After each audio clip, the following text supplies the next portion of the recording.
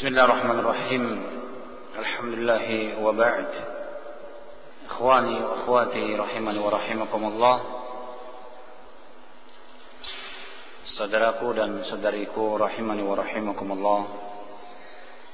Akhir dari pembahasan mengenal tentang manhaj salaf telah kita sebutkan dalil serta sebab kenapa kita ini diperintahkan dalam melaksanakan kehidupan beragama ini untuk meniru, menisbahkan diri dan menjalani agama ini dengan apa yang dilakukan oleh para pendahulu. Dalam hal ini ialah para sahabat, para tabi'in dan tabi'ut tabi'in. Satu perkara yang harus kita yakini bahwa para sahabat,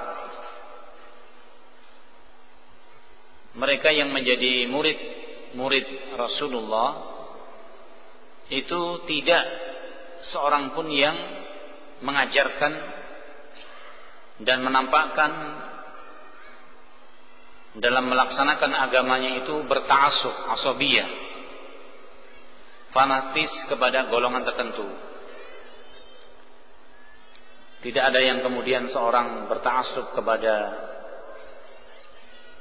Umar sehingga mengatakan ana Umari. Tidak ada yang berta'assub kepada apa yang difahami Abu Bakar As-Siddiq dengan mengatakan Bakriyan atau Alawiyan, saya kelompoknya Ali, atau Utsmaniyan, saya kelompoknya Utsman. Tidak. Bahkan para sahabat,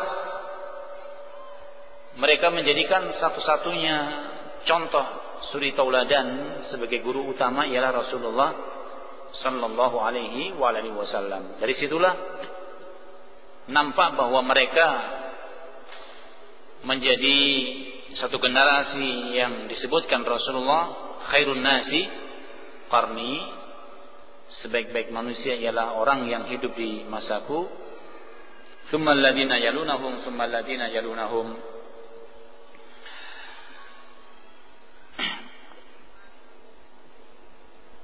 Berikut tentang beberapa prinsip yang perlu kita pahami dalam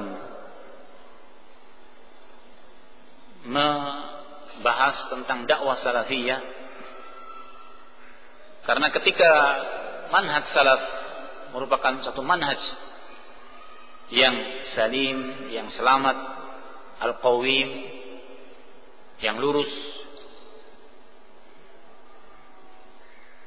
kewajiban untuk mendakwahkan, kewajiban untuk menyampaikan, kewajiban untuk menyeru kepadanya, suatu kewajiban terkhusus bagi yang telah memahami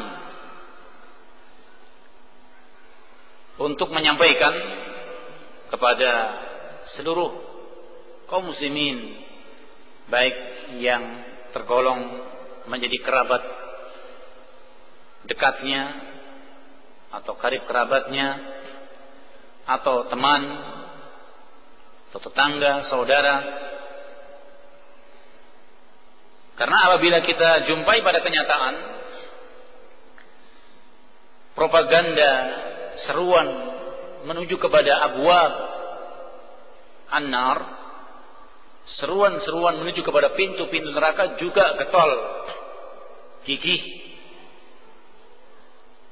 disampaikan oleh orang-orang yang mereka itu nyata-nyata mendakwakan satu kesalahan.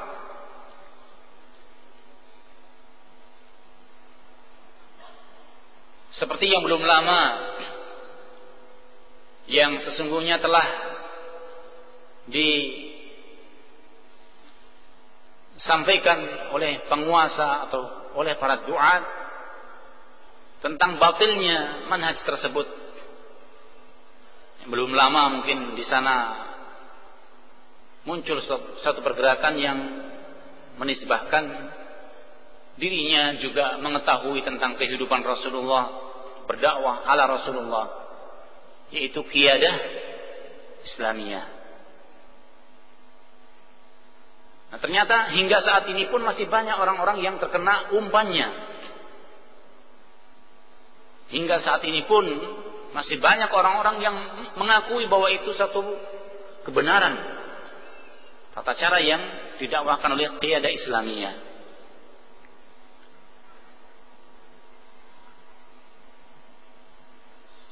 Oleh karenanya, karena madhab salaf atau manhaj salaf, metode pemahaman salaf, satu metode yang mengajarkan kepada seseorang bukan untuk berkelompok, pembelaan kepada golongan tertentu, bermadhab kepada madhab tertentu, tetapi berpijak kepada kitabullah, sunnah Rasul sallallahu alaihi wasallam, dengan berpemahaman kepada apa yang difahami para generasi awal, yaitu kalangan para sahabat, tabi'in dan tabi'ut tabi'in, menjadi sebuah anjuran, kewajiban bagi setiap individu untuk menuju kepadanya dan mendakwahkannya. Di antara prinsip dakwah salafiyah ialah al-ittiba'u wal-iltizamu, atau al-ittiba' iltizam al-kitab wa sunnah. Meniru dan iltizam, berpegang teguh kepada Alkitab wa sunnah.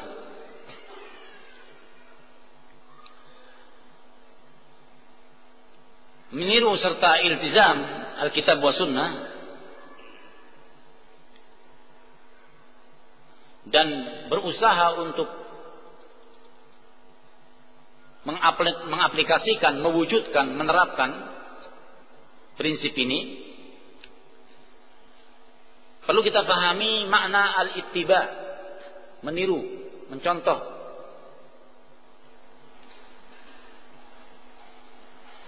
Imam Ahmad rahimahullah menyebutkan makna ittiba, ayat tabi'a ar-rajulu ma ja'a 'anin nabi sallallahu alaihi wasallam. Yang dimaksud dengan ittiba oleh Imam Ahmad ialah seorang mengikuti apa yang dibawa Rasulullah sallallahu alaihi wasallam, atau dibawa yang datang dari Nabi sallallahu alaihi wasallam. Wa 'an ashabih, dan dari para sahabatnya.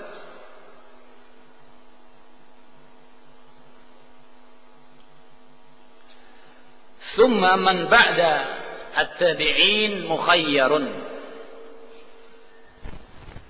Kemudian setelah para sahabat di kalangan para tabi'in itu harus dipilih. Kalau sahabat kesemuanya. Karena kalau pada para sahabat tidak boleh seorang sahabat itu mendapatkan kritikan. Kif haitsu waqafu. Terhadap kehidupan para sahabat tidak boleh seorang mengkritik, karena para sahabat orang-orang yang mereka dipilih oleh Allah Subhanahu wa taala untuk mengiringi kehidupan, yaitu menjadi murid generasi bersama Rasulullah sallallahu alaihi wasallam.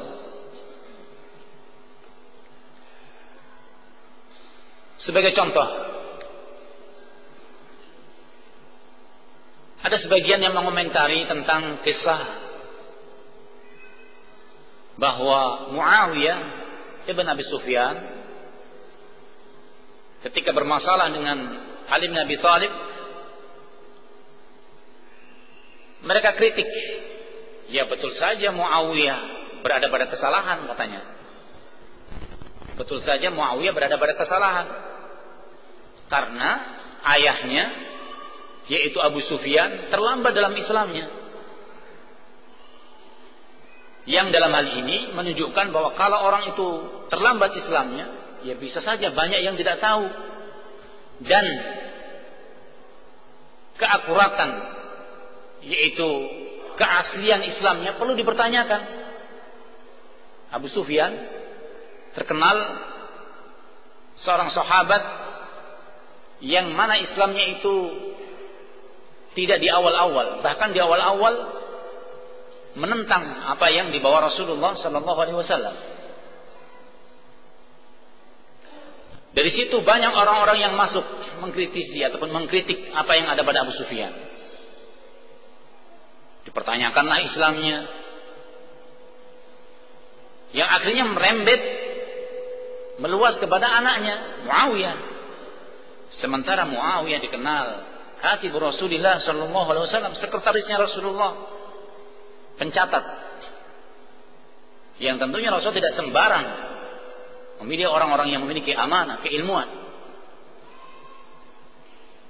Tetapi banyak orang-orang yang mereka itu mengkritik para sahabat dengan berbagai macam alasan-alasan yang andai kata alasan itu ditimpakan kepada dirinya lebih banyak untuk dikritik, ia tidak.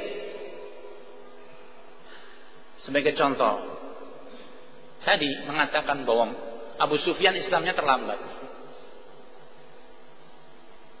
Dengan demikian kemungkinan dia ada penyakit kenifakan. Ya akhi, andai kata Anda mengkritik sekualitas Abu Sufyan, bukankah tidak sepantasnya andai kata beliau masih hidup, Abu Sufyan masih hidup, dan kita bertemu, kita tanyakan gimana pribadi saya, kan begitu? Betul tidak? Kenapa kita mengkritisi para sahabat? Sementara para sahabat suatu generasi yang telah dikatakan Rasul khairun nasi qarni, sebaik-baik manusia ialah orang yang hidup di masaku. Sampai Allah Subhanahu wa taala menjadikan ukuran, wa may yushaqiqir rasul min ba'di ma tabayyana lahu huda wa yattabi' ghaira sabilil mu'minin. Siapa yang mereka itu menentang jalannya Rasul setelah sampai kepadanya penjelasan dan mengikuti jalan ghaira sabilil mu'minin, selain jalannya orang-orang mukmin.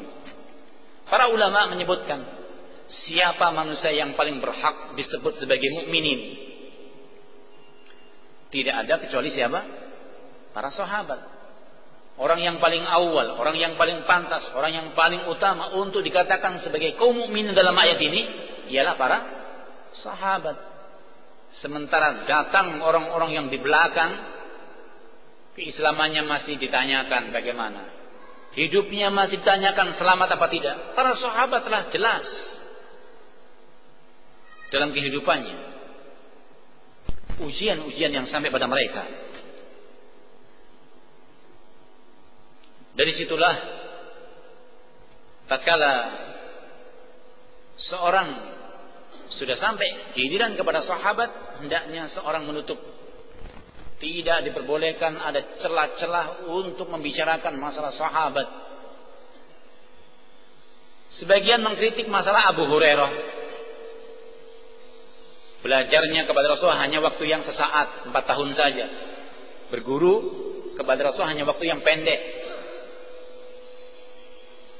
Kemudian pernah dipukul sama Umar. Begitu kronologisnya. Apakah seorang sahabat yang pernah dipukul sahabat yang lain menunjukkan bahwa dia lemah? Hadisnya ditolak. Lihat dulu kejadiannya kenapa, kan begitu. Kalau mau jujur. Sampai-sampai kalau boleh kita jujur, ada seorang yang kemudian mengatakan kalau sebuah hadis itu sumbernya dari Abu Hurairah, langsung ditolak. Kenapa Anda menolak hadis ini? Sahabatnya Abu Hurairah. Memangnya kenapa dengan Abu Hurairah? Muncul kritikan-kritikan yang banyak sekali. Jatuh Abu Hurairah. Seandainya kita sabar, dengan senyuman kita tampakkan, "Toib, saya ngalah."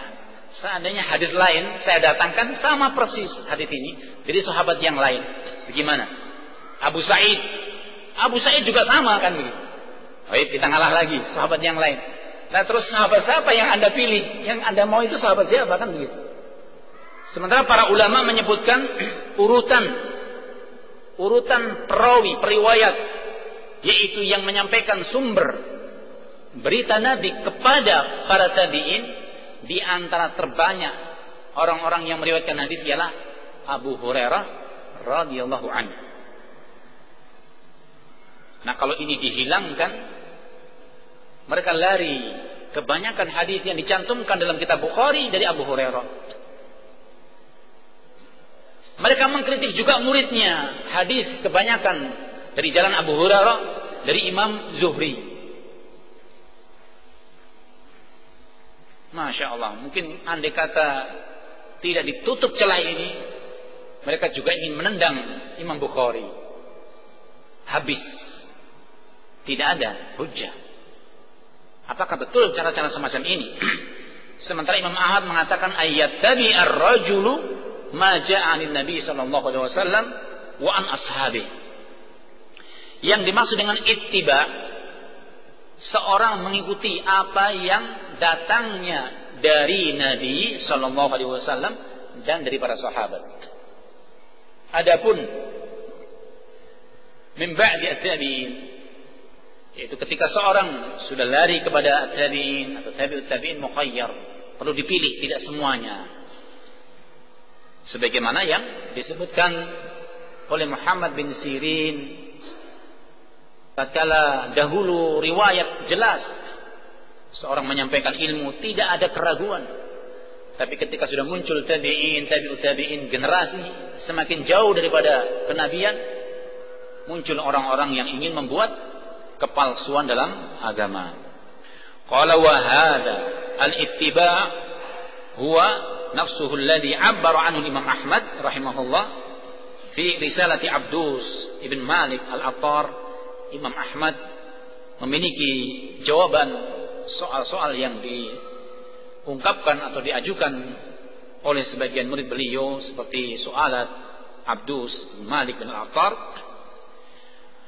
bahwa al-ittiba'u, meniru, mencontoh, mengikuti apa yang diajarkan Nabi dan diajarkan para sahabat, aslun min usuli sunnah, termasuk prinsip-prinsip yang harus difahami atau salah satu prinsip yang harus dipegang karena dia termasuk prinsip-prinsip yang ada pada agama ini.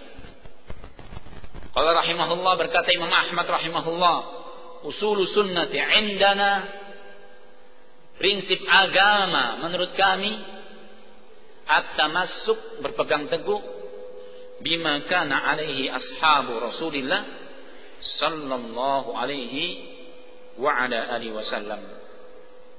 Prinsip dalam agama ini ialah kita berpegang teguh dengan apa yang dahulu para sahabat Rasulullah sallallahu alaihi wasallam berada padanya, wal ittida' bihim, dan menirunya.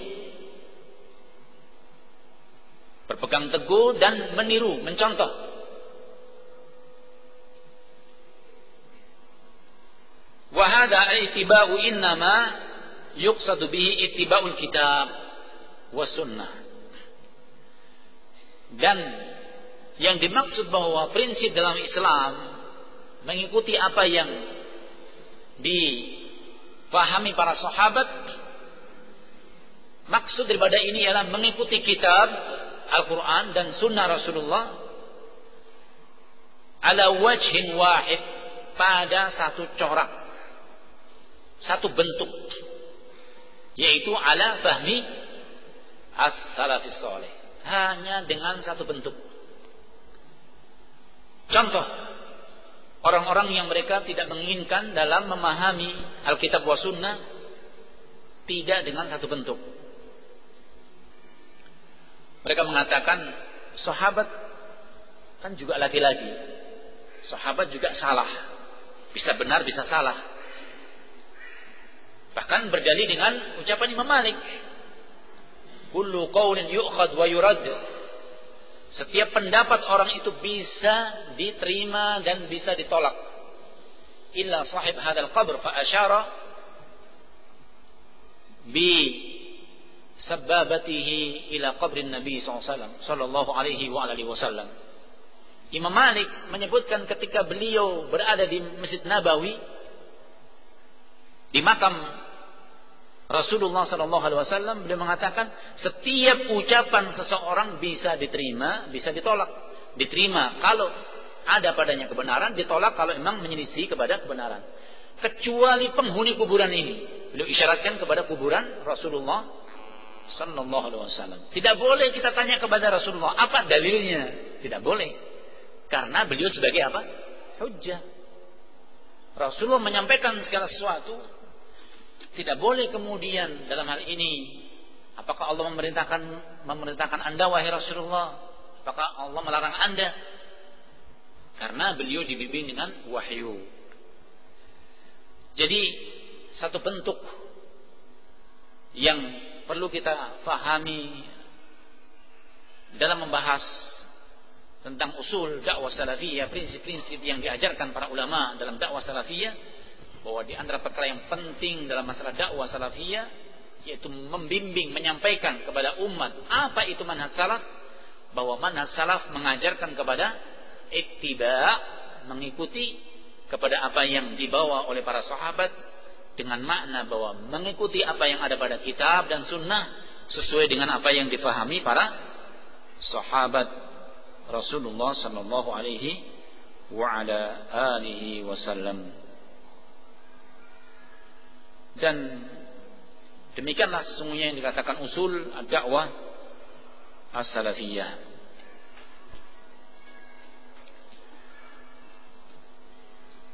Dalil dalam perkara ini sebagaimana ayat yang tadi sudah kita sampaikan pada surat An-Nisa ayat yang ke-115, "Wa may yushaqiqir rasul min ba'di ma tabayyana lahul huda wa yattabi' ghaira sabilil mu'minin nuwallihi ma tawalla wa nuslihi jahannam wa sa'at masira." Kemudian di antara dalil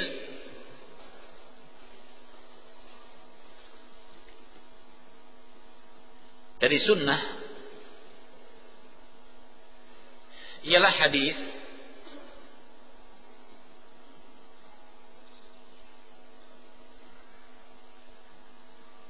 di mana Rasulullah sallallahu alaihi wasallam, dan hadis ini merupakan hadis yang sahih. Hadis ini merupakan hadis yang sahih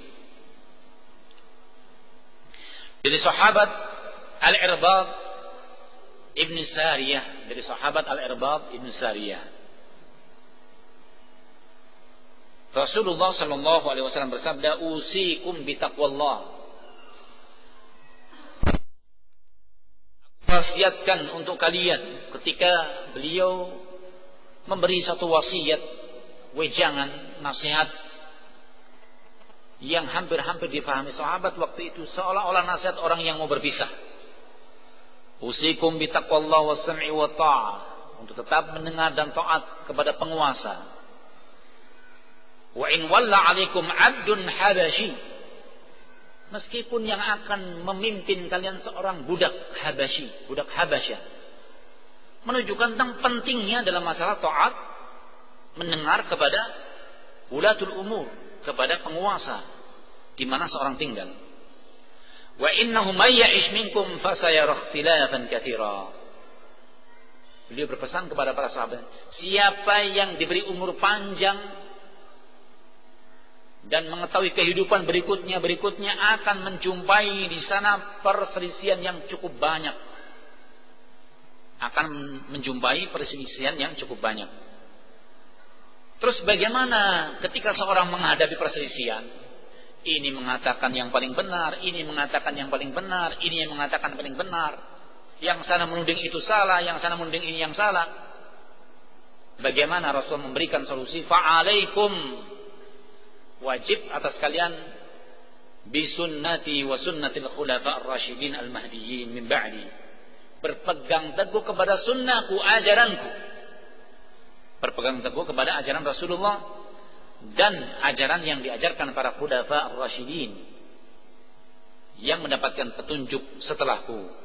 Addu 'alaiha bin nawajid, pegang erat-erat seperti seorang tidak ingin melepaskan ketika menggigit sesuatu dengan gigi geraham, menunjukkan kuatnya. Wa iyyakum wa muhdatsatil umur, hati-hati kalian dengan perkara baru dalam agama ini. Fa inna kulla muhdatsatin bid'ah. Beliau tidak mentafsir umum, segala perkara yang baru dalam agama ini satu kebid'ahan. Wa kullu bid'atin dhalalah, dan setiap satu kebid'ahan itu menjerumuskan seorang kepada kesesatan, dan dalam riwayat yang lain ditambah dengan wa kullu dhalalatin finnari, dan segala perkara yang menyesatkan itu menjatuhkan seorang masuk ke dalam an-nar. Itu tentang prinsip yang pertama, bahwa perihal ittiba, mengikuti, yang dimaksud ialah mengikuti kitab wa sunnah tetapi sesuai dengan pemahaman salaf al-ummah. Demikian pula kalau disebutkan bahwa sahabat sering disebut dengan jamaah, sekelompok, maka apa yang dimaksud? Bahwa yang dimaksud di sini adalah ahlul fikhi wal ilmi wal hadith. Yang dimaksud ialah mereka adalah orang-orang dari kalangan para ulama fikih, ahlul ilmi, para ulama yang membidangi ilmu, dan para ulama ahlul hadis, para ulama ahlul hadis.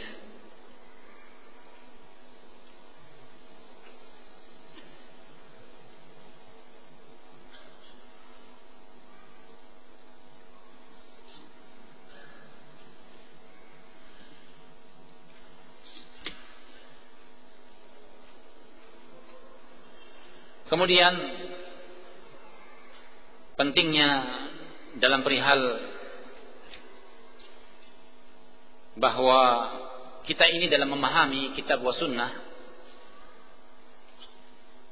itu harus sesuai dengan pemahaman salaf, dan akan menunjukkan bahwa barang siapa yang mereka itu keluar dari pemahaman salaf akan tersesat pada penerapan syariat, seperti tadi yang kita contohkan, bagaimana Ma'bad al-Juhani memahami pada konteks keimanan yang terkait dengan masalah qadar. Demikian pula bagaimana kaum Khawarij memahami tentang ayat-ayat Allah yang terkait dengan masalah berhukum itu hanya kepada hukum Allah, manakala mereka itu dalam memahami satu perkara yaitu terlepas, berpisah dari apa yang difahami oleh para sahabat, akan jatuh pada kesalahan-kesalahan yang cukup banyak. Kemudian prinsip yang kedua yang perlu kita ketahui ialah nabdhu al-bid'ah. Nabdhu al-bid'ah, membuang, menyingkirkan, menjauhkan kebid'ahan dengan berbagai macam bentuk dan pembagiannya. Karena perlu kita pahami bahwasanya kebid'ahan itu tidak identik dengan urusan-urusan ibadah seperti sholat, wudu, puasa. Telah terjadi kebid'ahan dalam masalah akidah, telah terjadi kebid'ahan dalam masalah aqaid. Di masa hidupnya Ali bin Abi Thalib telah terjadi kebid'ahan, perkara baru dalam masalah akidah, di mana adanya orang-orang yang mereka mengkultuskan Ali bin Abi Thalib. Adanya orang-orang yang mereka mengkultuskan Ali bin Abi Thalib. Sampai-sampai Ali bin Abi Thalib kepada satu kaum yang mereka itu nampak pengkultusannya kepada beliau perintahkan untuk dibakar mereka, walaupun mereka mengucapkan apa? La ilaha illallah. Tingkat pengkultusan yang luar biasa, di mana nampak akidah ini cukup jelas apabila seorang mengetahui berbagai macam akidah yang fasidah, akidah yang rusak yang ada pada kaum Syiah. Karena Syiah sendiri pun maratib, Syiah sendiri pun bertingkat-tingkat. Ada yang Rafidhah, pada tingkatan mereka-mereka yang sampai pada tingkatan parah. Ada yang Zaidiyah. Berbeda apa yang terjadi pada para ulama atau sebagian para ulama, seperti Imam Al-Hakim, Sahibul Mustadrak Al-Hakim, ulama al-hadis, disebutkan terkena pengaruh tentang Syiah. Tetapi yang ma'ruf di awal-awal tentang perkara Syiah ini berkembang, bahwa mereka itu mempermasalahkan tentang tafdhil, mengedepankan mana yang lebih dahulu dalam masalah kekhalifahan, apakah Utsman ataukah Ali setelah Umar bin Khattab. Jadi urutannya apakah yang ketiga itu Utsman atau Ali. Rumiya bitasyayyu, sebagian muhaddits itu terkena syubhat tasyayyu. Yang dimaksud di awal-awal begitu, mengurutkan khalifah. Kalau semacam ini tidak sampai pada tingkatan seseorang dikeluarkan dari Islam. Mulai apakah yang afdal dari khalifah yang ada itu Ali duluan, adapun Abu Bakar, Umar, Utsman itu di bawah.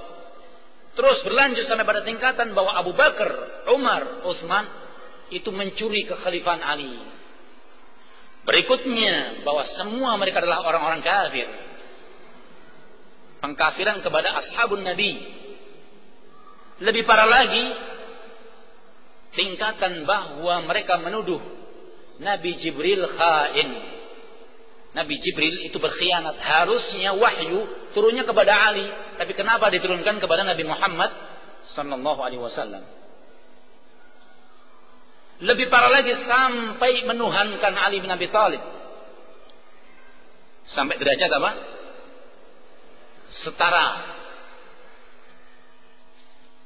dengan Allah Subhanahu wa taala.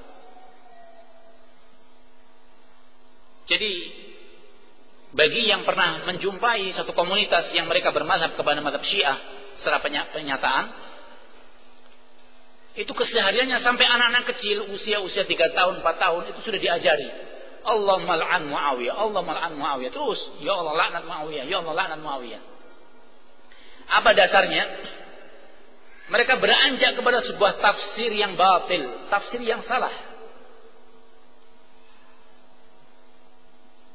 Tatkala Allah Subhanahu wa taala menyebutkan wasyajarah al-mal'unah fil Quran, dan pohon yang dilaknat yang ada pada Al-Quran.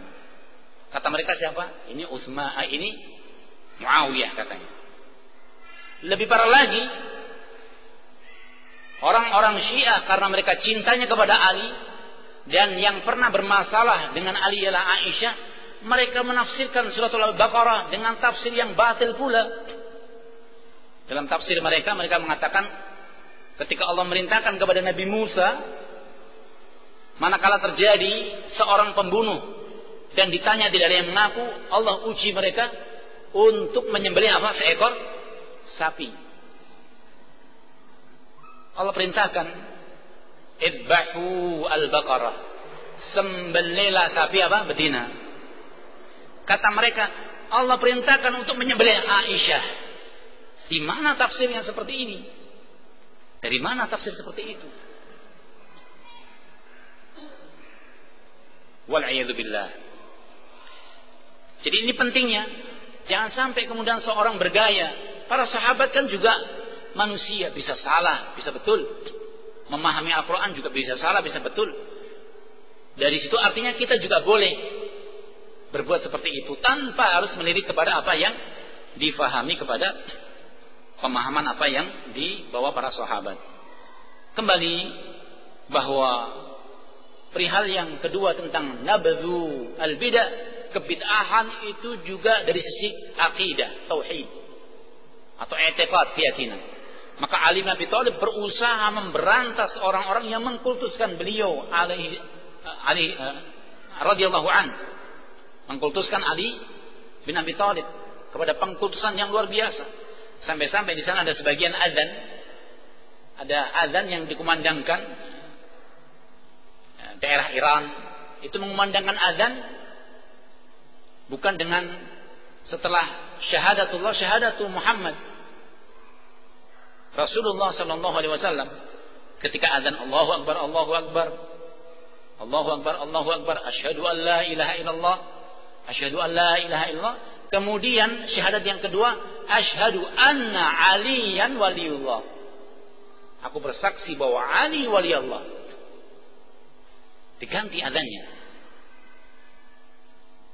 Nah, kalau semacam ini kemudian diajarkan kepada kaum muslimin, kira-kira kaum muslimin, mohon maaf, andai kata tanpa sekolah pun sudah bisa membedakan dari dulu yang namanya azan setelah asyhadu alla ilaha illallah apa? Asyhadu anna Muhammadan Rasulullah. Belum ada yang pernah menggantikan begitu. Kenapa? Kemudian ada upaya untuk menggantinya. Dan di antara penyimpangan dalam masalah akidah seperti tadi yang kita sebutkan, kisah Ma'bad al-Juhani, demikian pula kisah Jaham bin Safwan. Jaham bin Safwan itu terkena dengan satu syubhat yang ada pada orang-orang filsafat. Di antara ilmu filsafat memiliki satu teori, sesuatu itu tidak bisa diakui keberadaannya, wujudnya, sebelum diakui oleh indera. Penglihatan, pendengaran, penciuman, merasa. Jadi sesuatu tidak akan bisa dikatakan itu ada kalau tidak diakui apa? Indera seseorang. Jaham bin Safwan bertemu dengan tokoh-tokoh yang berasal dari Hindia. Hindia ini memang banyak penyakit-penyakit berasal dari sana dalam masalah agama. Ditanya, "Ata'bud rabbak?" Apakah kamu beribadah, yaitu menyembah Rabbmu, menyembah Tuhanmu? Mulai ditanamkan faham apa? Filsafat tadi. Iya betul. Kalau atara, kamu lihat? Tidak pernah saya melihat Allah, kan begitu. Satu. Berarti tidak bisa apa? Membuktikan Allah itu ada. Ya tidak. Atasma, pernah kamu dengar suaranya? Tidak juga. Kalah. Dua. Tara, tasma. Kemudian tahis, kamu pernah merasakan?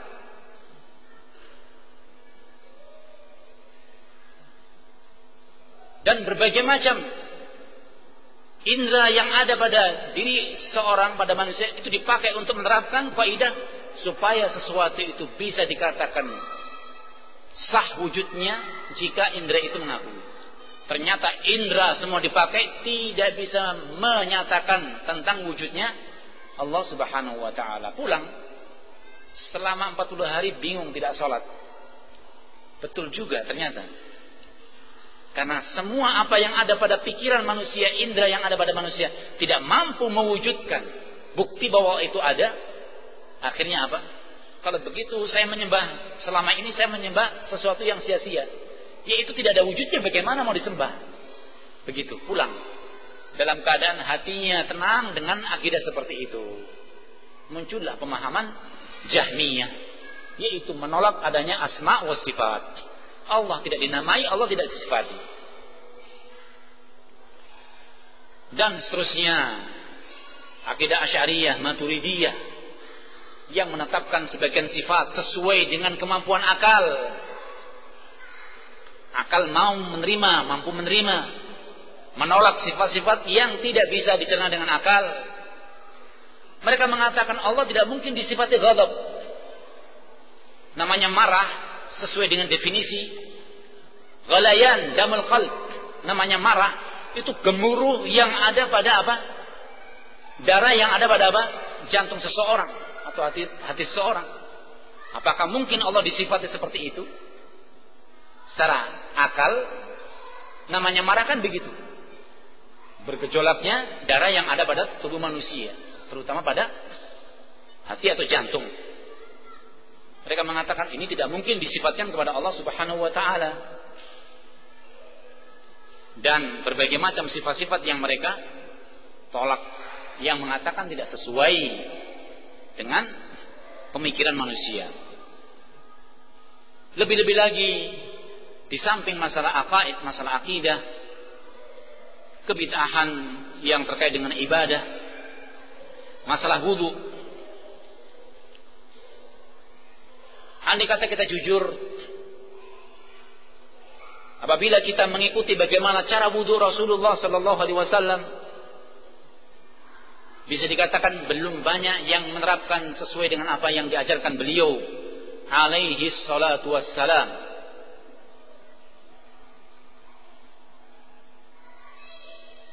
Sebagai contoh wudu, beliau menyebutkan balik fil istinsyaq. Sungguh-sungguhlah kamu dalam menghirup air. Mohon maaf, kalau kita wudu, kira-kira bagaimana cara wudunya? Kumur terus dua jari kan kita basahi, kita masukkan begini, ya. Ini namanya apa ini? Korek-korek apa? Telinga kan? Korek-korek hidung kan? Kalau hanya begini, membersihkan apa yang di ujung. Sementara beliau mengatakan balik fil istinsyaq. Bersungguh-sungguh dalam masalah menghirup. Dihirup air tadi sampai kepada apa? Pangkal hidung. Illa antakuna shaima, kecuali Anda dalam kondisi puasa, jangan sampai bersungguh-sungguh. Kenapa? Karena baru ngaji, baru belajar tata cara wudu sampai kepada bab istinsyaq, habis itu masuk puasa. Masya Allah, ini ilmu baru, masuk ajaran. Tenang saja dia istinsyaq. Kenapa kok istinsyaqnya lama seringnya? Kan disuruh sungguh-sungguh. Padahal apa? Dia masukkan dia minum, dia masukkan dia minum. Karena apa? Air itu kalau kemudian dihirup dan terlalu bersungguh-sungguh, artinya keterlaluan, masuknya kemana? Langsung ke kerongkongan kan? Alhamdulillah. Apa minuman gratis? Tidak. Hati-hati kalau puasa. Tahan. Tapi kalau tidak, bersungguh-sungguhlah dalam apa? Istinsyaq. Hal yang lain, pada ayat Allah Subhanahu wa taala menyebutkan wamsahu biruusikum. Usaplah kepala kalian. Riwayat yang sahihah, penjabaran yang jelas, ketika beliau mengusap, wa bada'a min muqaddami ra'sihi, mengawali dari depan di mana rambut itu tumbuh, kemudian wa dhahaba ila qafa, diarahkan ke arah tengkuk, summa raddahuma, kemudian mengembalikan ila makanil awal, ke tempat yang awal. Ya mohon maaf, kadang-kadang kalau kita wudu, saat mengusap kepala itu bagaimana? Ya, kalau pakai songkok mungkin hanya diginikan wudu gini. Kalau pas giliran mengusap bagaimana? Yang diusap songkoknya tidak, jarang. Paling hanya ngambil air terus gini, ya. Selesai, ya selesai wudu. Tapi apakah sesuai dengan apa yang diajarkan Nabi? Karena jika seorang tidak sesuai, ada kemungkinan tertolaknya amalan itu. Bisa jadi, atau yang kedua, seseorang dalam kondisi tidak sempurna dalam mengamalkan suatu ajaran yang diajarkan Rasulullah sallallahu alaihi wa ala alihi wasallam. Berikutnya mungkin dalam masalah mengusap kedua telinga. Juga begitu, air kita masukkan begini. Padahal pengusapan ialah kepada dalam telinga dan juga luar daripada telinga. Bahkan yang lebih parah, satu penafsiran yang ada pada kutubus Syiah, mereka menafsirkan ayat tentang perintah wudu. Ya ayyuhalladzina amanu idza kuntum ila shalah faghsilu wujuhakum wa aydiyakum ilal marafiq. Wahai orang-orang mukmin, kalau Anda ingin beranjak menuju sholat, wudu dulu. Bagaimana caranya? Rukun-rukun wudu disebutkan oleh Al-Quran ialah faghsilu wujuhakum, membasuh muka. Kemudian faghsilu wujuhakum wa aydiyakum ilal marafiq, dan kedua tangan sampai melewati siku. Kedua tangan sampai melewati siku. Wamsahu biru'usikum, dan usaplah kepala Anda. Wa arjulikum, kata mereka dengan membaca mengkasrah wa arjulikum. Jadi kaki juga diusap. Barang siapa yang membasuh batal wudunya. Barang siapa yang membasuh batal wudunya karena melanggar ayat. Sementara qiraah mu'tabarah, bacaan yang betul, wamsahu biru'usikum wa arjulakum ilal ka'bain. Karena kaki dibasuh bukan diusap, mengikuti kepada perintah awal, faghsilu, cuci. Ini dalam masalah fikih. Sekilas mungkin dalam masalah wudu, juga nanti mungkin dalam masalah sholat, dalam masalah puasa, dalam masalah menunaikan ibadah haji, dalam masalah berkorban. Cukup banyak perkara-perkara yang apabila kita jujur, sesungguhnya para sahabat memiliki bagaimana pembinaan, keilmuan sesuai dengan apa yang diajarkan Rasulullah sallallahu alaihi wa ala alihi wasallam. Dan mengenai diharamkannya melakukan perbuatan baru dalam Islam, sesuatu yang di situ tidak tersamarkan lagi tentang hadis tadi, bahwa Rasulullah berpesan kepada para sahabat, iyyakum wa muhdatsatil umur, hati-hati kalian dengan perkara-perkara baru dalam agama ini. Fa inna kulla muhdatsatin bid'ah, segala perkara yang baru yang tidak ada contohnya, yang diada-adakan adalah perkara yang bid'ah. Kullu bid'atin dhalalah, dan setiap kebid'ahan itu membawa kepada kesesatan. Tinggal di sini masalah, apakah wuqu al-muslim fi bid'atin, jatuhnya seorang muslim kepada satu kebid'ahan, dikatakan yaktadi ayyakuna mubtadi'an, seorang muslim yang jatuh kepada kebid'ahan, apakah kemudian seorang memvonis bahwa dia mubtadi', kamu ahli bid'ah? Kita kenal termasuk prinsip yang perlu difahami pula, bahwa terhadap kebid'ahan kita memberantas, dan kepada ahlinya pun juga seorang hendaknya memiliki muamalah-muamalah tertentu.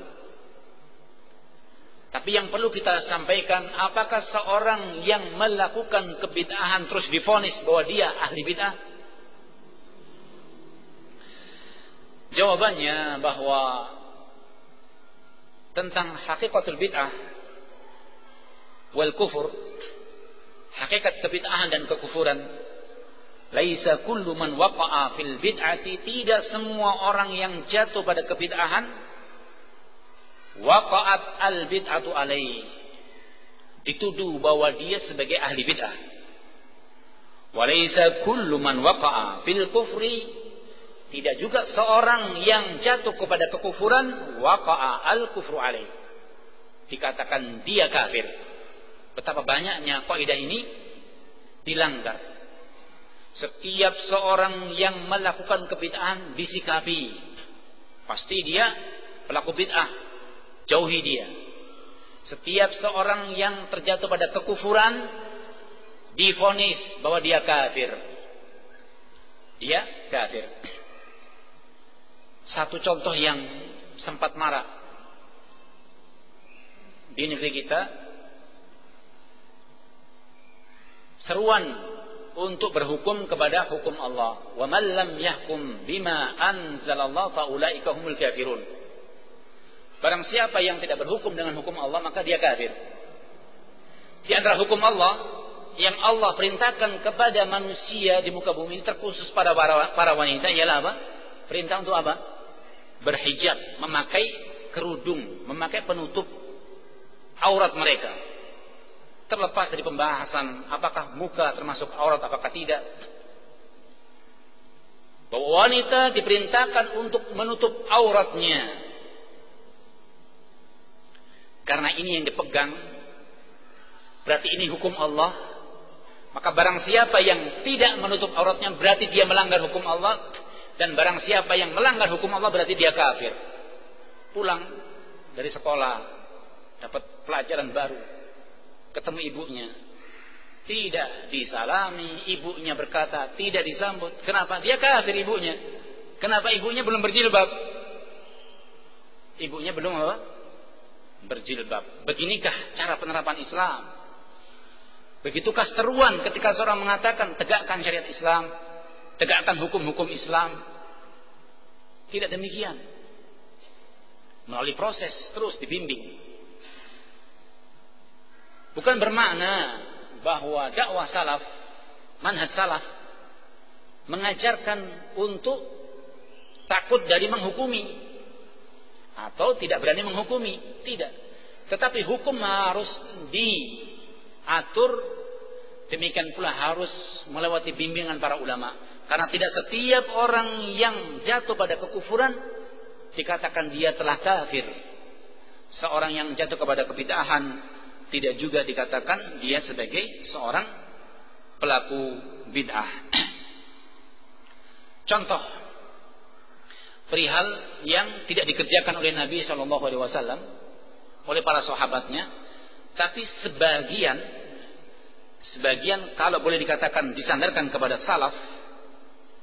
Dalam hal ini karena termasuk padanya seperti Imam Al-Hasan Al-Basri, ialah mashul wajh bil kaffaini ba'da doa. Orang kalau sudah doa meminta kepada Allah apapun, mengusap mukanya. Mengusap apa? Mukanya.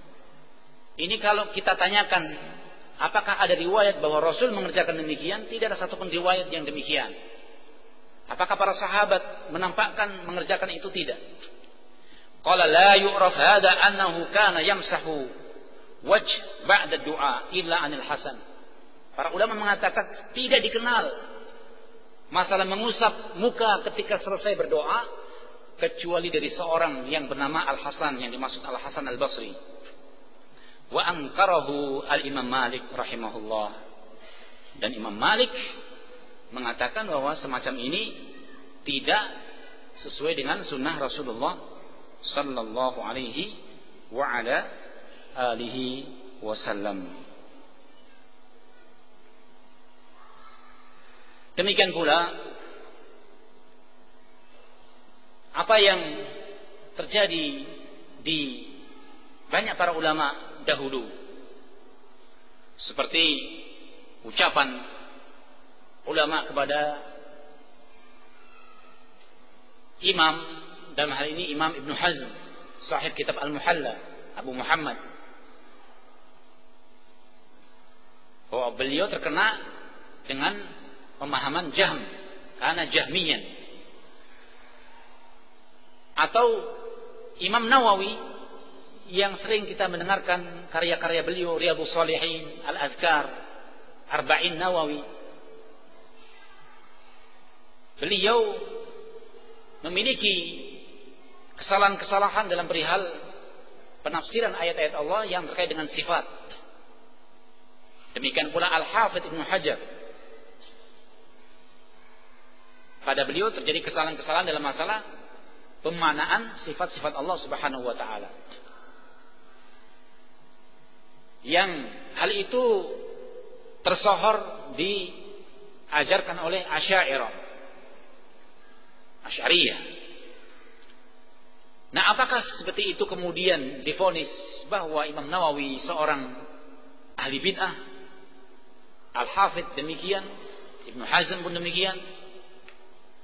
Para ulama memilah seorang yang memang kehidupannya bermanhaj salaf, seorang yang kehidupannya asalnya dia memang punya dasar pijakan merujuk kepada apa yang difahami salaf, terus terjadi satu kesalahan, maka disebut dengan zallah, ketergelinciran. Yang namanya ketergelinciran pada seorang alim mungkin,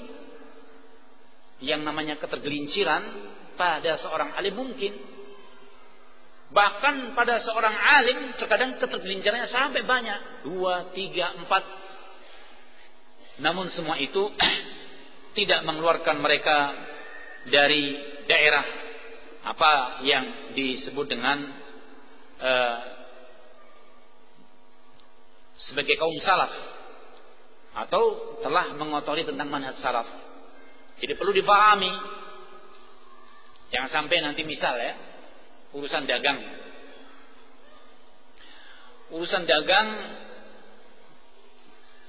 satu membuat satu produk, tiba-tiba sebelahnya dia juga ingin membuat produk yang sama-sama mungkin ingin memahami tentang dakwah salaf, ngaji semua dua-duanya, karena persaingan yang ketat sampai tidak saling tegur sapa. Adapun produk ini yang membuat ini dia bukan salafi. Memangnya kenapa? Karena dia niru saya. Yang sebelahnya juga begitu. Dia juga walaupun saya menirunya, tapi ada di situ penyembunyian, yaitu menyembunyikan, mengatakan ini asli tapi bukan asli. Dua-duanya dia ketemu. Terus yang salaf yang mana tuh dua-duanya tadi? Dalam penerapan kehidupan, persaingan perdagangan, persaingan bisnis, reputasi, kedudukan, ini mengkhawatirkan. Sehingga perlu dalam memahami salaf ini suatu majelis yang tidak bisa singkat ini kita katakan, harus membutuhkan kepada pengulangan sekali, 2 kali, yang mudah-mudahan Allah Subhanahu wa taala memberikan kemudahan-kemudahan. Kemudian tersisa di sana tentang perkara yang penting tentang usul dakwah salafiyah. Di antaranya ialah tauhid, perkara tauhid, dan itu menjadi ciri dakwatul anbiya. Para anbiya menyeru kepada kaumnya untuk bertauhid. Demikian pula termasuk ciri dakwah salaf ialah thalabul ilmi nafi. Salaf itu gemar, kecintaan untuk belajar ilmu yang bermanfaat. Mempelajari ilmu, belajar. Bahkan namanya belajar itu dengan berguru, tidak bisa otodidak. Punya buku banyak di rumahnya, baca sendiri-sendiri tanpa ada pembekalan awal. Allah Subhanahu wa taala mencontohkan bagaimana Nabi Musa alaihissalam ketika disebutkan dalam hadis yang sahih yang diriwayatkan Imam Muslim, yang ditanyakan, adakah orang yang lebih berilmu daripada Anda? Katanya tidak ada. Allah uji, Allah ingatkan Nabi Musa ternyata ketemu dengan seorang nabi lain yang bernama siapa? Nabi Khadir, atau kalau bahasa kita Khidir ya, Nabi Khadir. Ketemu dalam keadaan Nabi Khadir ingin mengajarkan, dan tidak boleh banyak bertanya. Nanti akan dijelaskan. Jadi namanya belajar itu jangan terburu-buru dulu. Pengennya tahunya banyak sekali. Duduk hanya 2 jam, pengennya semua ilmu diambil. Man rama ilma bil jumlah dah bil jumlah. Perlu dipahami, ilmu butuh bertahap, 1, 2, terus begitu. Barang siapa yang memaksakan diri belajar itu gelondongan, karungan, ya, tidak seperti air dalam botol, dimasukkan kan setes demi setes. Siapa yang duluan penuh ketimbang orang yang bawa ember langsung disuntak begitu? Siapa yang duluan? Duluan yang setes demi setes. Yakin tidak? Coba nanti. Karena apa? Kalau kemudian memasukkan air langsung 1 ember disiramkan begitu, apa yang terjadi? Botolnya kan guling. Tidak kuat, bebannya berat. Pelan-pelan, sedikit demi sedikit. Barang siapa yang dengan seolah-olah semangat mencari ilmu, secara keseluruhan pengen diambil, rata-rata pulangnya tidak ada satupun yang nyantol, iya enggak? Pulang ditanya, suami tanya istrinya, Mas tadi yang diajarkan apa? Enggak tahu juga, saat ini habis ngantuk, capek begini kan begitu ya. Pulang semuanya tidak ada yang paham. Apa yang dipahamkan? Bukan karena mungkin tidak jelasnya, tapi banyak penyebab.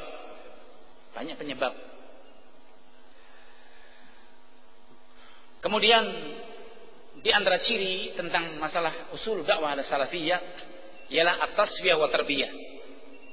Upaya untuk yaitu membersihkan, memurnikan, dan juga sekaligus tarbiyah, pendidikan.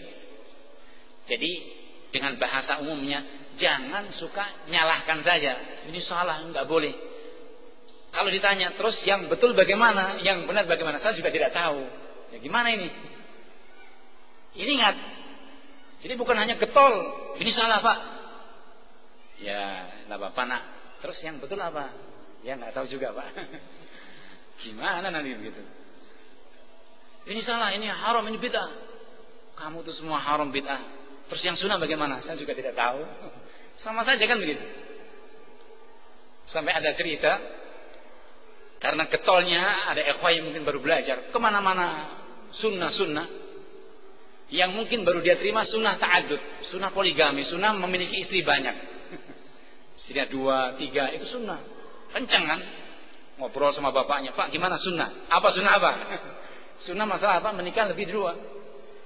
Giliran ada suatu acara kematian. Ya kalau tahlilan mungkin orang mengatakan nampaklah ada menyelisih katanya. Ini tidak rida. Ayo siapa yang maju ngasih nasihat, daripada semuanya ngobrol ke sana kemari, ya buatlah acara begitu. Daripada kita makan-makan, katanya kalau kalian mengatakan ini salah, ini bid'ah. Giliran kepada rida, ini juga nggak ada salaf. Salaf tidak pernah mengerjakan begitu. Spontan bapaknya mungkin mengatakan, memang betul salaf yang kalian bawa itu semuanya itu apa? Semuanya apa? Dikatakan bid'ah. Tidak ada satu sunnah pun. Satu saja yang sunnah. Masalah apa? Poligami katanya. Jadi jangan begitu. Karena urusan sunnah itu cukup banyak. Cukup banyak. Dan kita butuh dengan pelan-pelan membimbing, mengajak. Sampai dalam masalah, ada di sana hadis, dalam masalah makan. Makan itu dengan tangan, ya dicuci dengan tangan, dikatakan kemudian dibersihkan dengan mulut, dengan bahasa dijilati. Kadang boleh juga untuk menjilatkan, dijilatkan. Kira-kira kalau kita makan sama-sama ikhwan, tolong jilatkan tangan saya gitu. Mau tidak? Siapa yang sudah pernah begitu? Itu bagaimana caranya? Ya kita suap anak kita kan gitu ya. Suap anak kita. Nah, 1, 2. Sudah habis. Nah, enak nih bersihkan. Apa yang tangannya Abi bersihkan. Enak kan anak?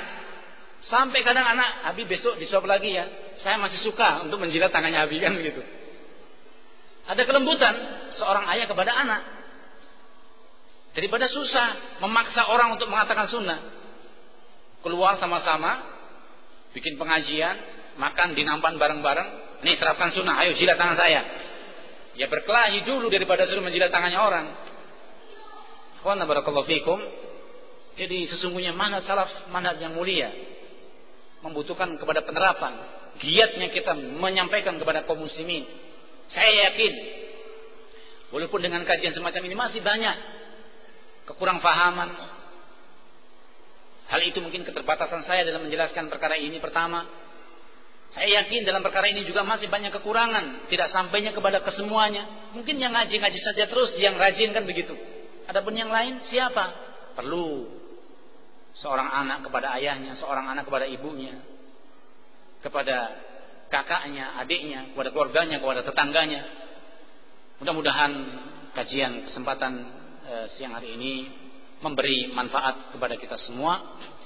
Sekali lagi kita sampaikan bahwa manhaj sesungguhnya merupakan metode cara as-salaf, kembalinya kepada generasi dahulu di kalangan para sahabat, tabi'in, tabi'ut tabi'in, yang bermakna bahwa ketika manhaj salaf, mengenal manhaj salaf ialah bagaimana seorang dalam beragama ini mengikuti cara baik dalam masalah keyakinan, dalam masalah keimanan, dalam masalah fikih, dalam masalah muamalah, dalam masalah suluk, akhlak,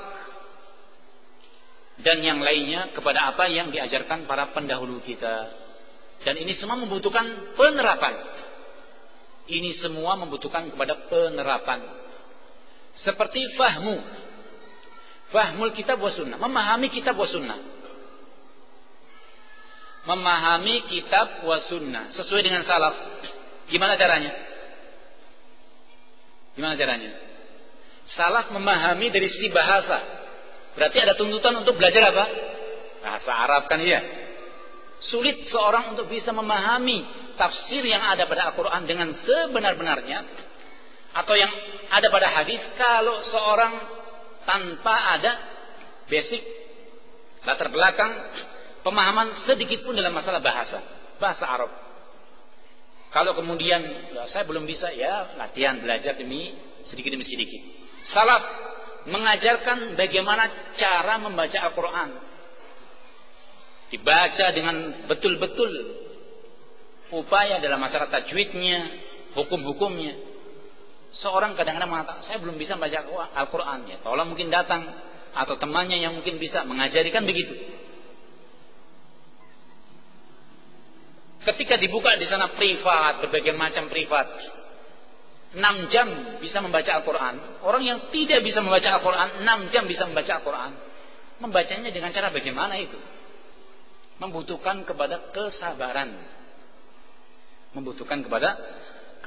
Jadi insya Allah dengan berbagai macam upaya dari kita dan dari akhwah, saudara-saudara kita mungkin yang telah memahami masalah ini, untuk giat menyampaikan kepada yang lainnya.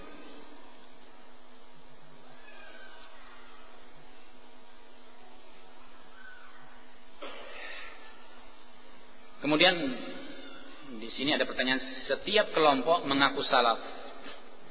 Salaf macam apa dan apakah salafnya itu benar? Tadi andai kata mengikuti tentang pelajaran tadi bahwa kalau seorang mengaku salaf, kita tanyakan ulang kan begitu. Setiap masing-masing orang mungkin boleh mengaku salaf kan begitu ya. Saya salafi. Bahkan sebagian motor mengaku salaf. Ada kendaraan tertulis itu salafi, tapi motornya yang salafi, yang memakai kendaraan belum tentu. Jadi kalau begitu nanti yang mendapatkan kebaikan, andai kata boleh masuk jannah, kendaraannya masuk jannah nanti, orangnya ditinggal. Tentang setiap orang mengaku salaf yang macam bagaimana, kemudian apakah salafnya itu benar?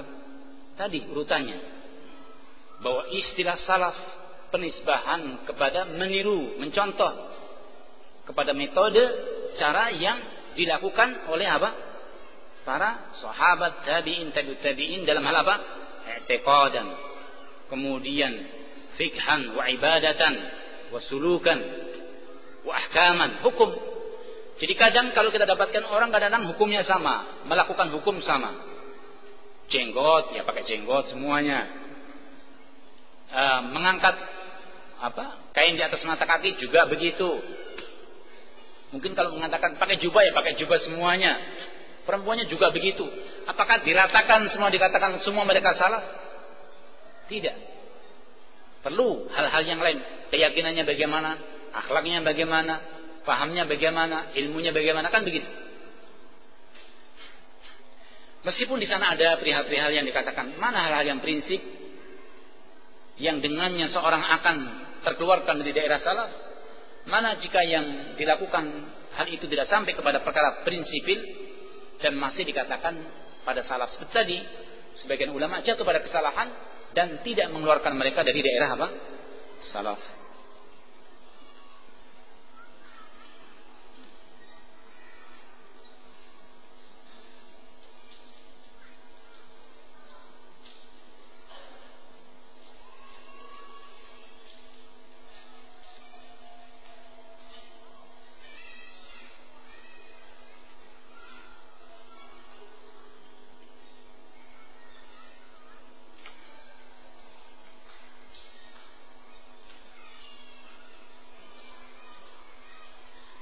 Mohon dijelaskan dengan dalil-dalil yang jelas pemahaman seorang sebagai berikut. Laki-laki boleh memakai emas.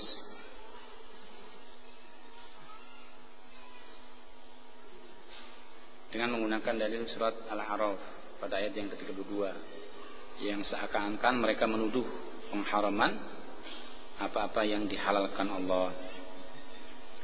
Tentang adzhab, tentang masalah emas, jelas pada hadis, yaitu uhillat lil inath, dibolehkan bagi perempuan dan diharamkan kepada adzukur, kepada laki-laki. Kemudian mereka mengatakan dianggap hadis tersebut bertentangan dengan Al-Quran dan hadis harus dikalahkan dan didhaifkan. Bukan demikian. Sebuah hadis itu kalau seolah-olah bertentangan dengan Al-Quran, itu jangan bergaya mengatakan bertentangan. Baca dulu bagaimana para ulama menyatukannya. Bagaimana para ulama apa? Menyatukannya. Wa ma atakumur rasul fakhudhu. Apa yang dibawa Rasul ambil. Wa ma nahakum anhu fantahu. Dan apa yang dilarang tinggalkan. Jadi seolah-olah kita lihat kadang-kadang pada ayat dan hadis bertentangan. Padahal kalau kemudian seorang membaca dengan seksama tanpa ada pertentangan sama sekali. Kadang pada ayat sifatnya umum, pada hadis ada apa? Pengkhususan. Kan begitu. Para ulama membahas masalah umum dengan khusus.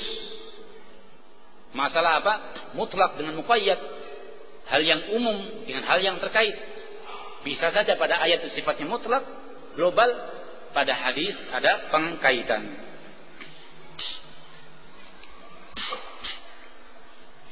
Mereka menganggap itu sebagai bagian pendapat umat, yaitu ijma' kaum muslimin. Benarkah perkara itu? Tidak benar.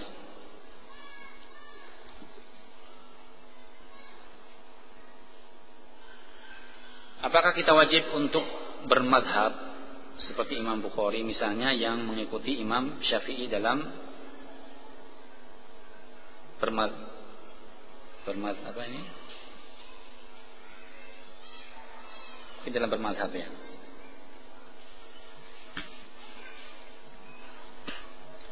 Yang sahih wallahu alam bahwa dalam bermadhab itu tidak diperbolehkan. Adapun para ulama dahulu seperti Imam Nawawi dikatakan Syafi'i dan para ulama lain,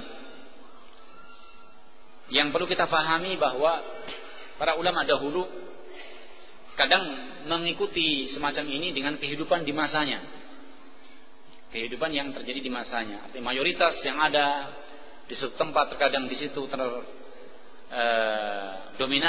didominasi oleh suatu mazhab tertentu. Terkadang para ulama mengatakan saya bermadzhab begini.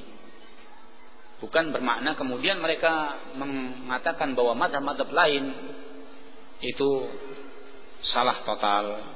Berbeda dengan kita sekarang. Tatkala kita bermadzhab, terkadang yang terjadi ialah asabiyah. Sampai-sampai di sana terjadi di sebuah masjid. Wallahu alam kalau di Indonesia, di sebagian masjid di luar negeri, imamnya yang dulu pernah terjadi di Masjidil Haram. Di sana tempat-tempat imam itu ada beberapa tempat. Yang Syafi'i silakan karena imamnya Syafi'i, bermadzhab Syafi'i. Yang Hambali silakan di sebelah sana. Ini perpecahan. Akhirnya ditutup. Pada sebagian daerah sampai demikian. Salat zuhur yang mazhabnya Syafi'i duluan supaya tidak berkelahi. Yang Hambali nunggu, nanti kalau zuhurnya jam 12, nanti yang Hambali setengah 1. Sampai begitu. Ini bahaya kalau sampai begitu. Buruk tidak suasananya? Buruk. Bukan bermakna kemudian apa, yaitu segala apa yang diucapkan Imam Syafi'i padanya ada keutamaan tanpa ada kesalahan, atau sebaliknya.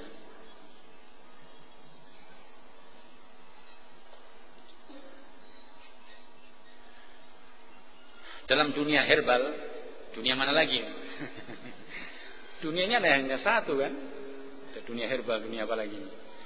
Harus memiliki izin edar. Dan untuk memiliki izin tersebut sulit dan sukar sekali prosesnya. Sementara yang belum punya, atau yang disebut dengan izin edar TR ya, dengan seenaknya mengedarkan herbalnya. Bolehkah yang belum punya tersebut kita melaporkan ke Balai POM biar disikat semua barangnya gitu ya? Karena sebab menyaingi yang punya izin. Hal-hal semacam ini ditempuh dengan nasihat. Kalau memang saudaranya kesulitan, dibantu. Jangan disikat. Sikat itu kalau main tinju atau pas main apa gitu ya, sikat-sikatan begitu. Ini bukan perkelahian ya akhi, terkhusus kepada saudara. Itu dibantu. Rizq min Allah Subhanahu wa taala.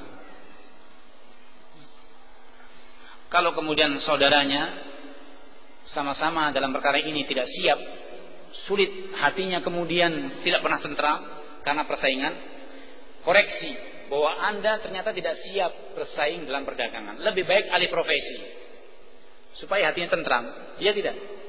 Kita mau cari rezeki seperti ini untuk menenteramkan hati atau tiap hari bergejolak? Sholat dilihat temannya sebelah, ini saingan saya ini, awas ini. Seperti itu. Sampai kalau masjid pintunya satu, melihat temannya yang penyaing tadi tidak mau masuk sama-sama. Taklim juga begitu, karena dia berangkat, akhirnya dia tidak. Akhirnya apa? Terharamkan sekian banyak kebaikan. Andai kata dipertahankan terus dalam kondisi tidak mampu, lebih baik seorang mengobati diri sendiri. Mengobati diri sendiri, alih profesi. Allah berikan kemudahan. Jangan tergiur dengan dunia herbal.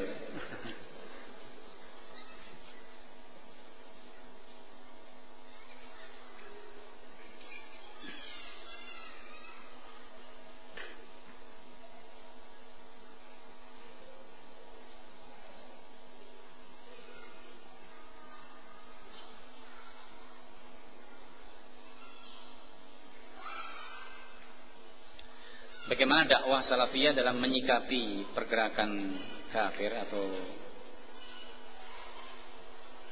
Zionis ya, dan pergerakan Islam yang sudah tidak sesuai Al-Quran dan Sunnah, di mana mereka memfokuskan diri pada posisi strategis seperti pemerintahan, pengambil kebijakan, yang secara tidak langsung mereka akan menjadi pemimpin-pemimpin kita. Para anbiya mengajarkan kepada penguasa-penguasa, apakah yang kafir ataukah yang muslim tapi punya syariat, idhab ila fir'aun innahu apa? Tagha, sampaikan nasihat.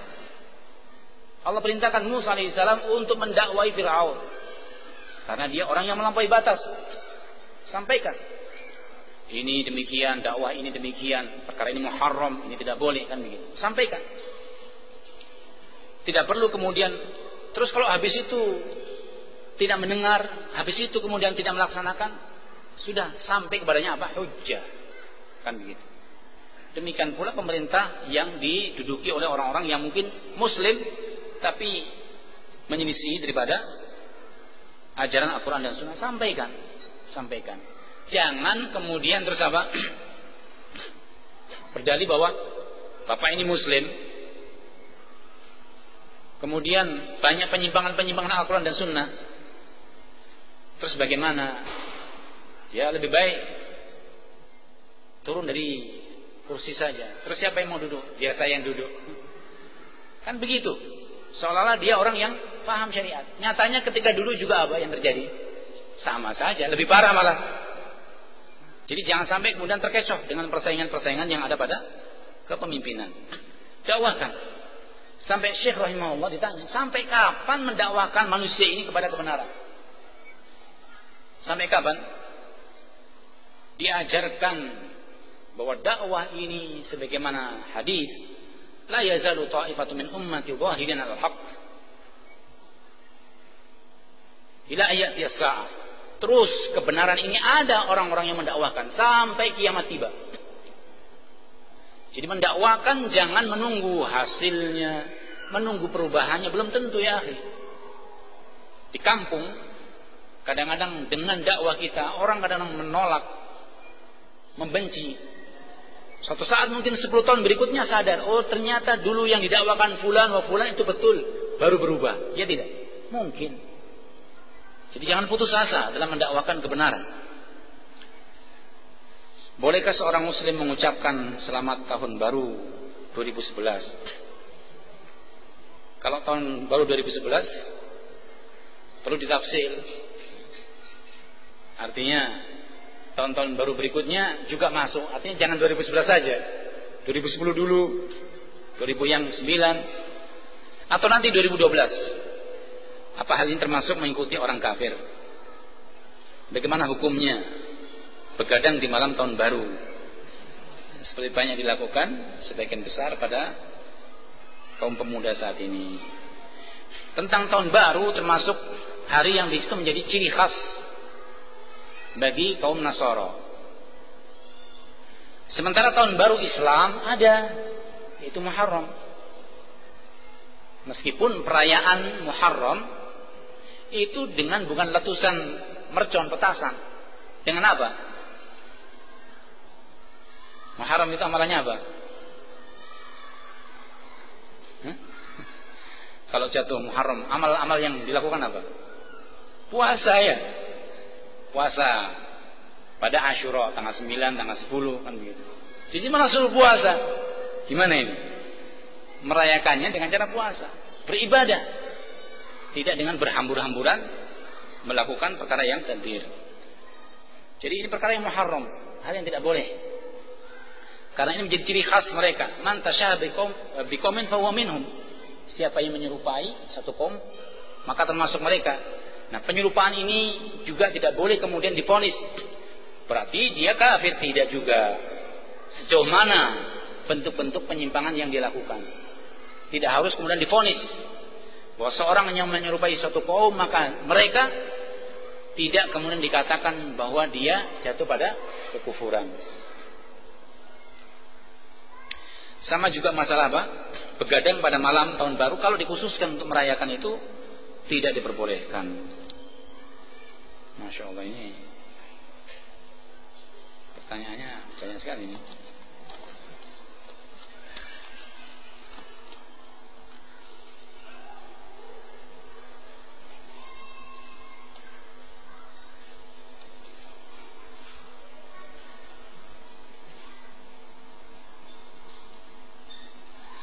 Ada yang mengatakan bahwa sampai sempat tingkatan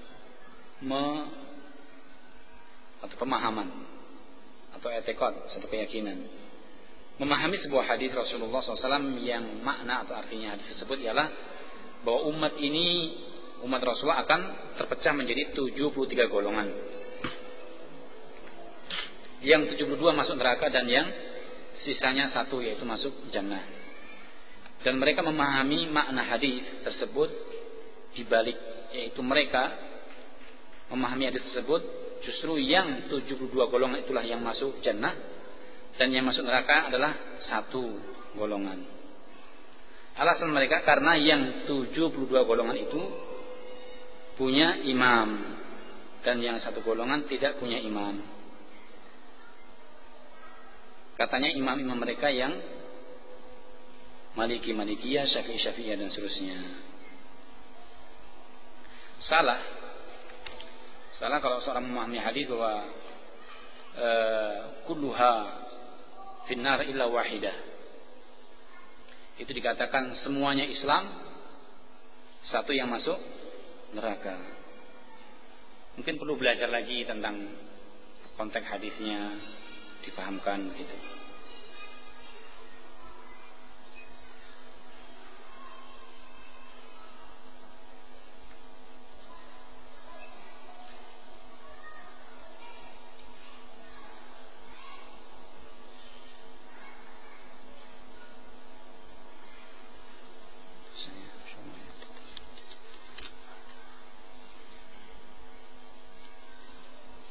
Bagaimana prinsip wala wal bara yang diterapkan dalam negeri kita ini, di mana mereka berdemokrasi dan berundang-undang. Ini juga sesungguhnya pembahasan yang Masya Allah ya. Perihal prinsip wala wal bara, yaitu berloyal dan berlepas diri. Ada di sana tentang ayat-ayat yang menyebutkan prinsip-prinsip umum kepada orang-orang kafir. Demikian pula prinsip-prinsip yang khusus bagaimana bermuamalah dengan seorang muslim yang jatuh pada kemaksiatan, demikian yang jatuh pada kebid'ahan, yang asalnya bahwa muwala, berloyalitas, al-wala, itu hukumnya diberikan kepada kaum muslimin. dan bara'ah kepada orang-orang yang mereka itu jatuh kepada kekufuran. Naam. Dan tentang perkara ini tidak boleh memaknai bahwasanya al-wala wal bara' perihal berloyalitas dan berlepas diri itu dalam hal-hal yang sifatnya muamalah. Contoh, interaksi, hubungan perdagangan. Jadi berdagang, kemudian berobat, bahkan mendonorkan darah, belanja kepada orang kafir atau selain yang bukan ahlussunnah, demikian itu perlu dibedakan. Karena mualah loyalitas yang dimaksudkan tidak diperbolehkan kepada kufar atau para penyeru kebatilan, yang di situ bentuknya kepada menimbulkan kecintaan, jadikan teman setia, tumbuh kecintaan kepadanya. Rasulullah SAW pernah mendapatkan hadiah dari orang Yahudi berupa apa? Kambing bakar. Seorang Yahudi mengasih hadiah Rasul berupa kambing bakar, walaupun berupa diracuni, tapi beliau terima dan beliau makan. Demikian pula Asma binti Abi Bakar ketika kedatangan ibunya yang musyrikah, mengharap agar anaknya memberi hadiah kepada ibunya, memberi sesuatu. Asma bertanya, "Ya Rasulullah, bolehkah seperti itu? Saya sambung karena itu ibu kandungnya." Karena masih musyrik dicerai oleh Abu Bakar. Dia datang ke rumah, boleh tidak? Boleh menyambung selama tidak ada bentuk loyalitas. Jadi teman akrabnya, teman setianya, menolong, membantu begitu. Tapi muamalah terkait dengan masalah perdagangan dan yang lainnya boleh. Maka termasuk kesalahan yang besar ketika seorang tidak bisa memilahkan mana muamalah, mana mualah. Muamalah, interaksi, hubungan, dan mana yang dikatakan mualah, berloyalitas. Perlu dibedakan. Dan mungkin pembahasan ini pembahasan yang luas.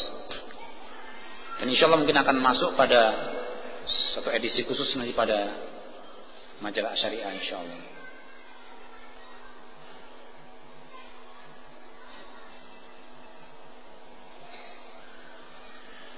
Sudah menjadi perkara yang dimaklumi, sunnah membiarkan jenggot apa adanya. Jika suatu lembaga atau aturan mencukur jenggot dan saya berada di lembaga pendidikan tersebut, bagaimana solusinya? Upaya untuk menjelaskan. Kalau kemudian sampai pada tingkatan suatu keharusan tadi, andai kata Anda seorang yang memang ada kesiapan bahwa perkara ini perkara yang bukan dikatakan aslun wa furu', ini masalah cabang, masalah jenggot, masalah cabang, tidak penting. Adapun masalah furu', masalah keyakinan. Tapi sesungguhnya masalah mukhalafah syar'iyyah, mukhalafah sunnah Rasul. Barang siapa yang kemudian meyakini perkara itu perkara yang tidak disunahkan Rasul, atau kemudian seorang karena dengannya maka masih ada hawa nafsunya memilih kepada kecintaan dia terhadap dunianya. Jadi barang siapa yang rela kemudian siap keadaannya untuk meninggalkan seperti itu dan dipaksa kepada hal misalnya harus mencukur kepada jenggotnya, sekali lagi jika seorang mampu dan menghadapi dengan kesabaran, dia tinggalkan pekerjaan itu dan lebih untuk memilih mengerjakan apa yang disunnahkan Rasulullah sallallahu alaihi wa ala alihi wasallam.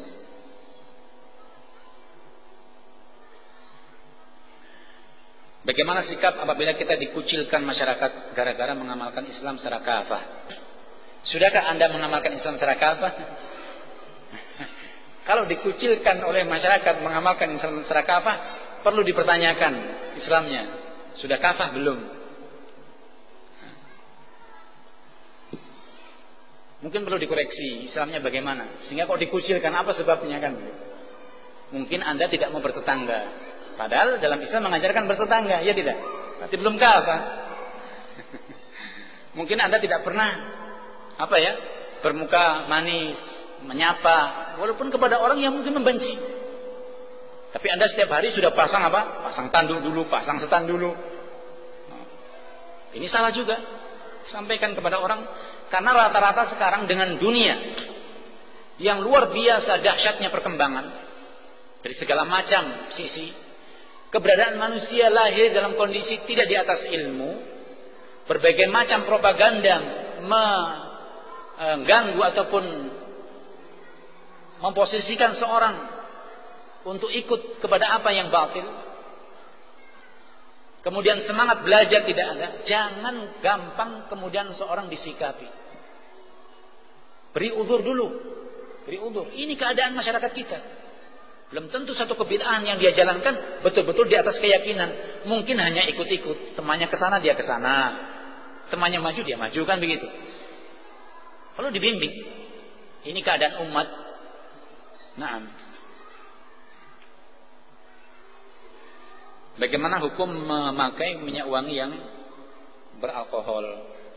Pendapat yang mengatakan bahwa alkohol itu najis tidak diperbolehkan. Bagaimana hukum berjual beli minyak wangi beralkohol? Pendapat yang demikian juga tentang ini tidak diperbolehkan. Begitu. Dan adakah jenis minyak wangi tertentu yang dilarang bagi wanita ketika di dalam rumahnya? Wallahu alam, kalau di dalam rumah tidak ada jenis atau wangian yang di situ dirinci. Nah, untuk wanita ketika di rumah.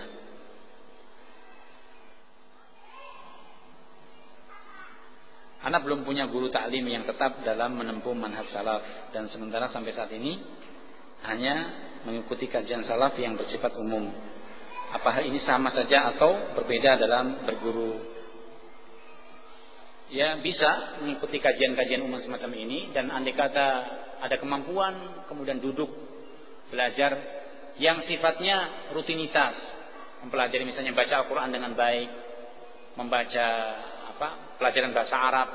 Jangan sampai ada image bahasa Arab itu sesuatu yang sulitnya luar biasa, paling tidak ada modal dasar untuk kemudian mempermudah dalam mempelajari agama lebih mendalam lagi. Kemudian perihal kesabaran, karena yang namanya belajar itu akan bisa kita ambil bukan hanya ilmu dari sang guru, bagaimana akhlak, perangai, kehidupannya, kan begitu. Baik.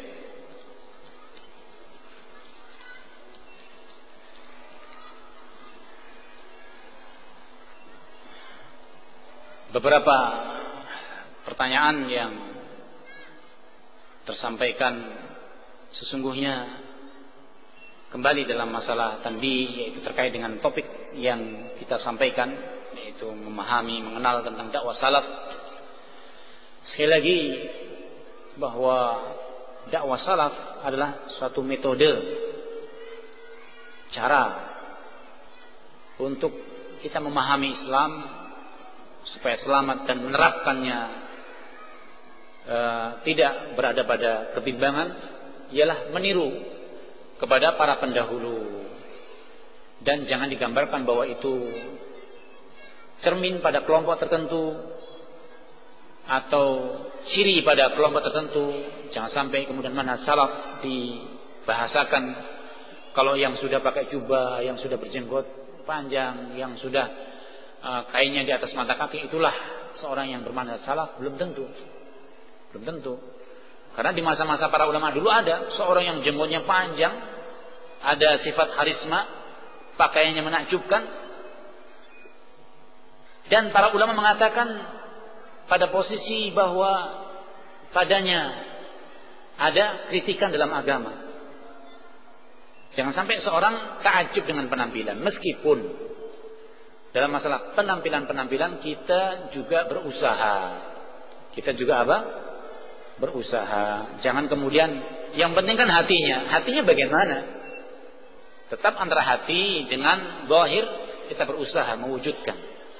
Kita wujudkan dalam keseharian, yang mudah-mudahan semua itu menjadi cerminan bagi seorang muslim dalam berupaya mengikuti apa yang diajarkan para pendahulu. Ikhwani wa akhwati barakallahu fikum. Ini sekiranya pembahasan pada pagi dan siang hari ini yang bisa saya sampaikan. Pertama, sekali lagi kita mengucapkan banyak terima kasih, jazakumullah khairal jaza. Semoga Allah Jalla wa Ala memberikan balasan dengan balasan yang sebaik-baiknya kepada segenap hadirin yang menyabari untuk duduk bersama dengan kita. Demikian pula kepada orang-orang tua kita di sini yang telah membantu mengizinkan lancarnya pelaksanaan acara ini. Artinya segala hal yang tentunya kita berupaya melaksanakan bukan semata-mata menisbahkan bahwa ini semua atas izin Allah, tetapi dengan sebab. Meskipun semua itu tidak luput semata-mata karena izin Allah Subhanahu wa taala dan taufik min Allah Subhanahu wa taala. Dan kedua, jika ada tutur kata yang kurang sopan, yang kurang berkenan, selayaknya saya sebagai manusia mohon maaf. Dan jika ada kekeliruan, sekali lagi perkara itu merupakan perkara yang jika suatu hal yang tidak sengaja dan kesalahan-kesalahan yang terkait dengan apa yang ada pada penukilan atau pemaknaan, maka mohon kiranya di sana ada tanasuh, saling nasihat menasihati, karena kita sama-sama belajar dalam tafaqquh fid din. Dan akhiran, mudah-mudahan pembahasan yang kita sampaikan pada kesempatan hari ini membawa manfaat, terkhusus saya pribadi dan secara umum bagi hadirin yang hadir, lebih umum lagi kepada kaum muslimin yang mungkin belum bisa menghadiri pada kesempatan kali ini. Kita cukupkan. Subhanakallahumma wa bihamdika asyhadu an la ilaha illa anta astaghfiruka wa atubu ilaik. Wa sallallahu ala nabiyyina Muhammad wa ala alihi wa sahbihi wa sallam. Wa akhiru da'wana anil hamdulillahi rabbil alamin. Wassalamu alaikum warahmatullahi wabarakatuh.